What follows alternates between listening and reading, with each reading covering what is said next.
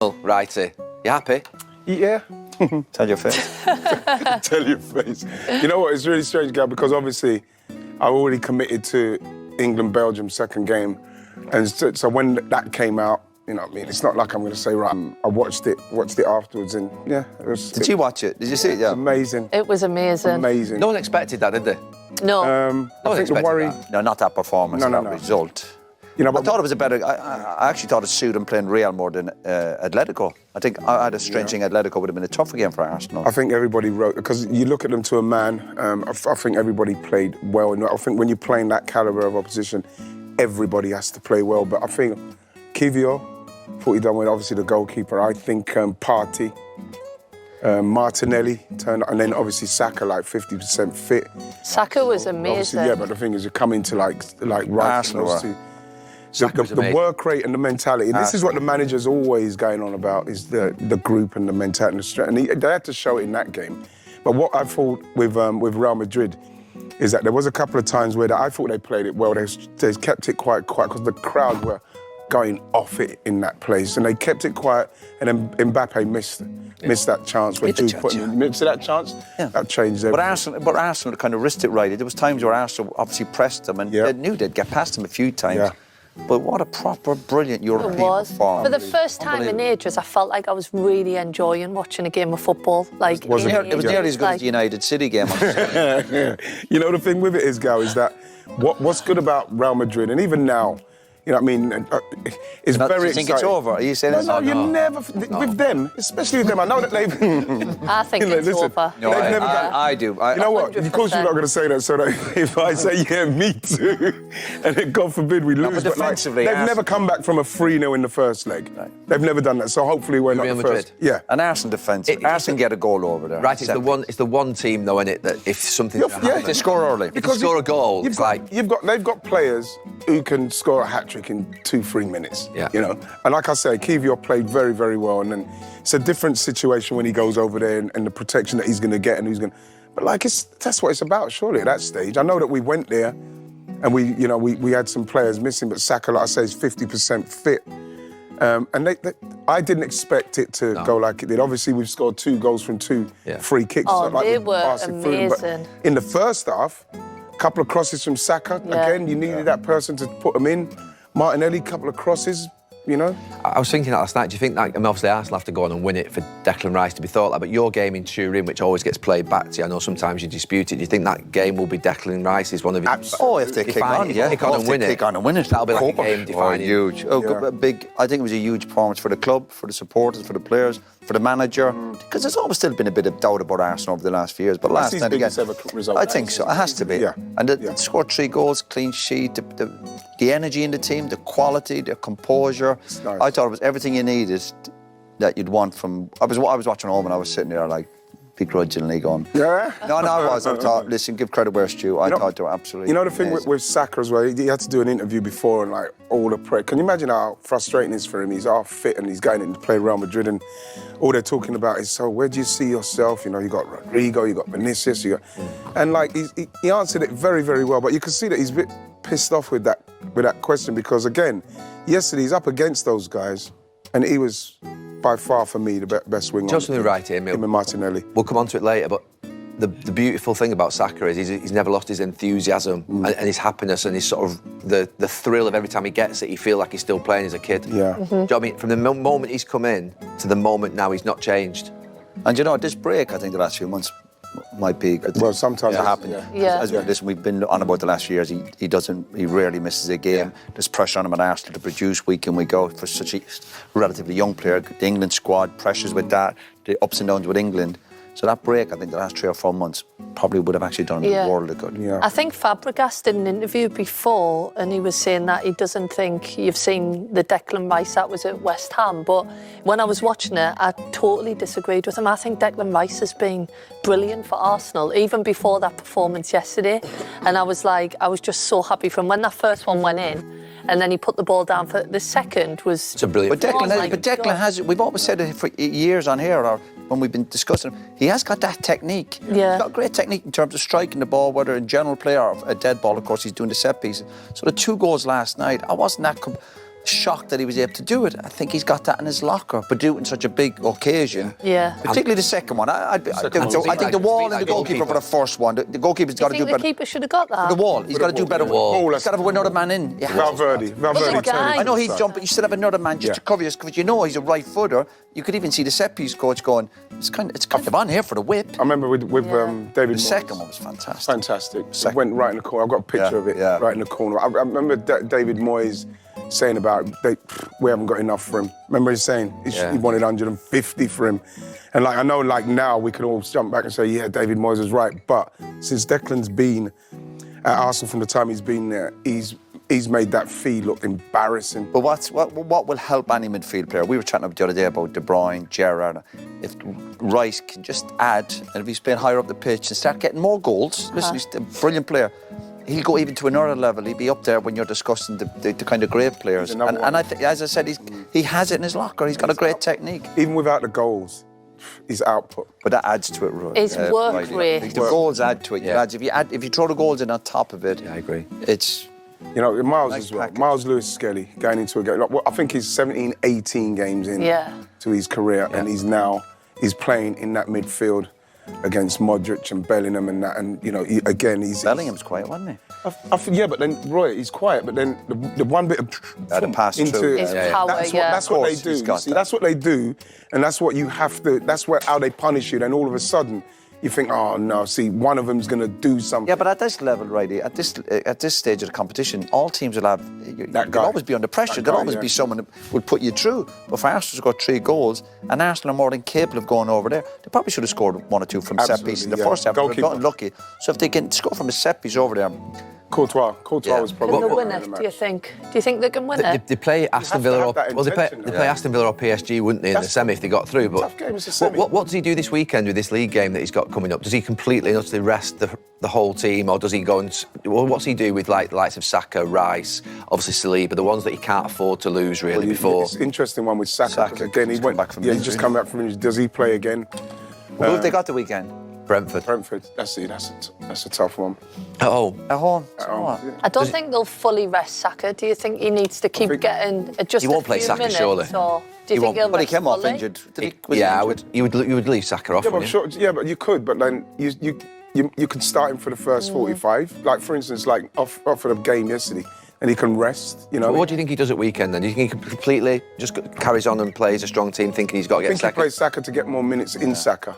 Right. I think Get some rhythm into his game. What have you done in them moments, though? Because I know, like, in the past when we've had 3 tough games, like, a tough game and then an easy game and then a tough game, it's like keeping a bit of momentum as well, you know, when you're playing well. And Depends if you're going for a league title. If you're going for a league title, then you can't be taking any chance. But I mean, our club, there would definitely be 4 or 5 changes. Yeah. But that was always 4 or 5 changes, even for... And quality change. Yeah, there were 4 or 5 changes, but you look at Pep and look at Klopp, they just, at Barcelona or even at City, they just play the same team, maybe make one change. But you could probably look at the midfield and, you know, I don't know, I think someone like Declan Rice should get a rest, you know. So Jorginho comes in maybe? Maybe, yeah, and even Partey. We know that he's had his problems with injuries. So they're all being rested? Jurriel Timber, another one, I didn't even mention. But don't overthink it either. Because you know, it's like sometimes you're left out of a game and you think, I'll be live once here. And you know, I'm sure someone said that before. It's only live once. Mikel, we were at the Emirates on Tuesday night. It was absolutely rocking. But Declan Rice, what a moment for him. In the history books now. Yeah. 2 incredible free kicks. Oh, yeah, with the context making it all this more special, given he'd never scored a free kick in his career. But I thought there was something really interesting about that as well, especially with the way, I mean, he very much kind of tapped into the feeling of Arsenal on the night of just making it happen, where the set-piece coach, Nicolas Jover, was telling him to cross it. And he just decided, well, I'm going to have a go. Yeah. But there's something interesting there. I do want, we got into a little bit of a world now where, because teams are so stats-based now, that they've forgotten the value of a direct free kick. For me, there's almost nothing better in football. See one curling it, and especially one like Rice's second in particular. Yeah. I think it was Saka who said, if you feel it, go for it, or something like that. What was your take? It was too far out for Odegaard. Yeah. You know, he's got the dink, he's not got the whip with pace, and probably Saka as well. So if anyone's going to take it, we've seen Declan's crossing from corners and wide free kicks. You know, he's got that whip. When you're so far out, you can get the ball up and down with pace. I mean, that just stayed up, didn't it? I mean, the second one was just incredible. We took the net off, and the first one was brilliant, stayed outside of the post. Absolutely magnificent. I'm really pleased for Declan. He took a lot of stick. Everyone, when having the little down periods, people always look at price tags of what players have gone for. 100 million, too much money. They were singing at the end that we got him half price. In my opinion, they got him half price. He is an absolute diamond. He's a manager's dream, because not only because he scores goals like that, because he leaves nothing on the pitch. He gives everything every single minute of every game, and he tries to help teammates get better. For me, he's a model professional and a top draw England captain of the future. Yeah, leader in that team as well. Tim, now, seeing those free kicks got us thinking about you and your career. Now, Opta says you've not ever scored a direct free kick in the Premier League officially. We're going to give this one to you, though. Let's check this out. Anyone can do it, yeah? Oh, yeah. Yeah, I left it for the biggest game of all, which is a home game. There's Ginola there, like, just stops the ball. Just get off, David. Let someone with the ability to be able to do that. Just stop. All I want you to do is put your foot on the ball, and I just whipped it in the corner. That ended up being the winning goal in the game when we beat Arsenal, which is obviously the biggest game of the season for Tottenham. Can we carry on talking about this? Do you want me to elaborate a little more? No, we're okay. You can tell us from a managerial perspective, if you are Mikel Arteta, do you just rest everybody? Yeah, well, Brentford? You can't rest everyone. Some of them have got to play, some of them need the minutes, but I think you're in a luxury where you've got the lead and you need to manage it now, and you need to manage the minutes of the players, the ones you want and identify to play in that return leg and the Bernabeu. Let's face it, there's a lot of smiles, everyone's celebrating. It's half time. Yeah. If there's any team in the world football who can turn this around, it will be Real Madrid. I don't think they will do it. I think Arsenal are good enough to fend them off. But there is one team, and that is the team in white, who they play next midweek. So, and hold your breath. At the Emirates, so is it okay just to reflect on it for a couple of questions before we move to Brentford? You can try. What's the feeling around the place over the last few days? Great, it's been an unbelievable energy. Obviously, it was a very special night, as you mentioned. That's over, and now the full focus is on Brentford, because it's a game that is going to require the best of us. I know it's over. I just wanted to ask you about Declan. Which of his free kicks was your favourite? Difficult. No, they are two different. The technique is very different in both of them. The range and the angles that he's got, both of them were excellent. So they helped us to win the game, which was the most important thing. Do you know which one was his favourite? No. And he takes the corners from that side usually, doesn't he? What about now in terms of being the first in line for all free kicks? That's something that we discuss a lot. I mean, the different ways that he can create moment in and around the box, whether it is to assist, whether it is to score, because he has all the qualities. He can run into the box, he can eliminate people by dribbling, he has a long range shot, he has deliveries on set pieces, so that's what we're heading with him, to become a game that he can decide the games with very different tools as well.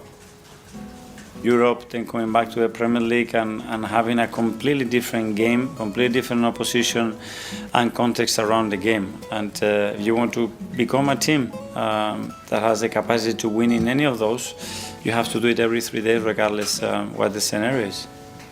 Thank you. Premier League? Yes. Hi. Mikel. How many days off did that win earn the team? Just one. Just one? Yeah. Only one. Were they happy with that? I think they were very happy with that. Sometimes after winning, you want to spend the next day in and around the team because you want to share that feeling. But we had a day off, as it was the best way to recover and prepare the game against Brentford. How did you spend it, watching it over and over again? No, it was a game. Yeah, it was a game once, and then straight away I went into Brentford. That's the reality. Has it been hard to bring the players back down to earth? it's not about bringing them back. It's now maintaining that energy, you know, and that momentum, and using it towards Brentford and the very difficult game that we're going to face today against a team that, when you look what they've done, it's just incredible. It's remarkable. It's a beautiful story, and they have earned it in the way they work, in the way they are organized, in the way they believe, in the way they play. So big credit to them, and it's going to be a really tough test for us. You might know already, but Thomas Frank was at the Emirates on Tuesday doing his homework. How much respect do you have for him as a manager? A lot. I mean, more than respect, probably is admiration. I think he's done it in a way. He's done it with a football club that everybody shares the vision, very clear identity, a club, a team that we can learn a lot from. Because the way they did it is very, very clever, in my opinion. And then the way he has sustained and evolved as well the model, really well timed, in my opinion. So look at the results that they had away from home in the last 6 matches as well. So we know what it's going to require from us to beat them. New injury news. So everyone that was available for Chelsea is available again, so that's positive. The 3 guys that are getting closer. Hickey, Thiago a little bit further away, and Gustavo are progressing and going in the right direction. Gustavo is the one who is the closest one of the 3. Let's see. You were giving an interview in Denmark, I think, on Monday, suggesting that Christian Eriksen might possibly be someone you'd like to bring back here. Is that true? A lot can you get lost in translation, you know that. So I had a media session thing with the Danish media, and of course the question came out about Christian because he's a very important player for Denmark, and they know the connection between Christian and I and all that. So just to put a few words on it, Christian is a very good player. We're always open for very good players to join. What he will do in the future, I don't know. What we will do in the future, I don't know. Let's see. His contract's running out at United. He's 33. Do you have a sense he wants to stay in the Premier League? That I actually don't know.